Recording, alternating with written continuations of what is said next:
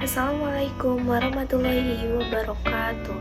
Perkenalkan, nama saya Agil Mustika dengan NIM 22510022, Program Studi Pendidikan Matematika IKIP Siliwangi.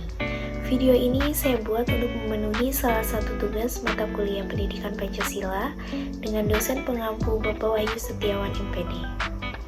Di video kali ini saya akan membahas materi tentang Pancasila sebagai sumber hukum. Nah, sebelumnya saya akan menjelaskan nih konsep sistem Pancasila sebagai dasar hukum. Nah, sistem itu apa sih? Nah, sistem berasal dari bahasa Latin atau sistema dan bahasa Yunani atau sustema adalah suatu kesatuan yang terdiri komponen atau elemen yang dihubungkan bersama untuk memudahkan aliran informasi, materi, atau energi untuk mencapai suatu tujuan. Atau bisa disimpulkan, sistem merupakan satu kesatuan yang utuh yang terdiri atas berbagai bagian atau subsistem. Terdapat dua dasar hukum, yaitu yang pertama, Pancasila merupakan sumber segala sumber hukum negara, dan yang kedua yaitu semua peraturan hukum tidak boleh bertentangan dengan Pancasila. Ada pengertian sumber hukum dari beberapa sisi. Yang pertama, historis, yang kedua, sosiologis, yang ketiga, perspektif filsafat, dan yang keempat yaitu filosofis. Keberadaan Pancasila sebagai sumber hukum kemudian kembali dipertegas dalam Ketetapan MPR nomor 3/MPR/2000 tentang sumber hukum dan tata urutan perundang-undangan. Pasal 1 TAP MPR yaitu memuat 3 ayat. Yang pertama, sumber hukum adalah sumber yang dijadikan bahan untuk penyusunan peraturan perundang-undangan.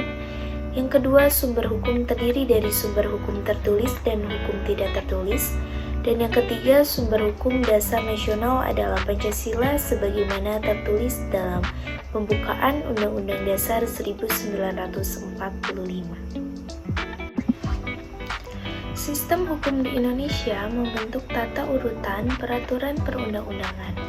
Tata urutan peraturan perundang-undangan sebagaimana diatur dalam Ketetapan MPR nomor 3 MPR 2000 tentang sumber hukum dan tata urutan perundang-undangan sebagai berikut.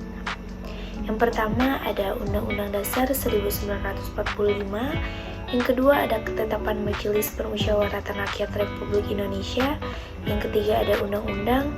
Yang keempat ada peraturan pemerintah pengganti undang-undang atau Perpu. Yang kelima peraturan pemerintah. Yang keenam keputusan presiden. Dan yang ketujuh peraturan daerah. Dalam Undang-Undang Nomor 10 Tahun 2004 tentang Peraturan Perundang-undangan juga menyebutkan adanya jenis dan hierarki peraturan perundang-undangan sebagai berikut. Yang pertama ada Undang-Undang Dasar Negara Republik Indonesia tahun 1945. Yang kedua ada Undang-Undang atau Peraturan Pemerintah pengganti Undang-Undang atau Perpu. Yang ketiga ada Peraturan Pemerintah. Yang keempat ada Peraturan Presiden. Dan yang kelima ada Peraturan Daerah. Fungsi Pancasila sebagai sumber hukum. Yang pertama yaitu sebagai ideologi hukum Indonesia. Yang kedua, kumpulan nilai-nilai yang harus berada di belakang keseluruhan hukum Indonesia.